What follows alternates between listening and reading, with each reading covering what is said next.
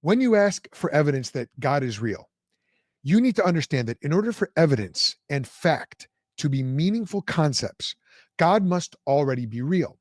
Because everything only has meaning in reference to something else, everything needs an ultimate reference point in order to have a final meaning, which is to say, any solid meaning at all.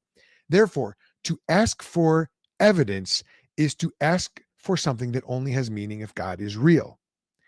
Let me explain. Non Christians will often ask me for evidence that God exists. They want the facts, they say.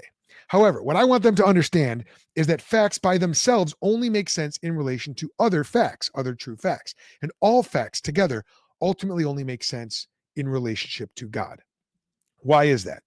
Everything in the universe, whether material or immaterial, needs a reference point in order to give it meaning.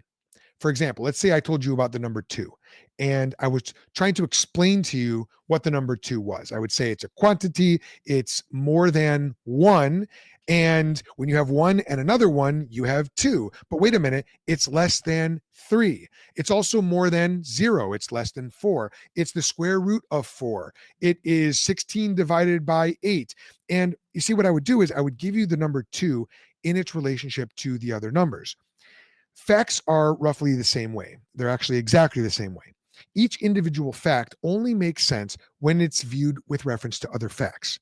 And all the parts only make sense with reference to the whole. If I took out my alternator from my car and I showed it to you, you'd say, "What's that?" And I would have to explain how it works with the battery and keeps it charged. I don't really know what an alternator does. I just know that when it dies in Sheboygan, Wisconsin, your family has to spend the night in a hotel and you don't get home to Chicago on schedule. The parts only make sense in relationship to the whole.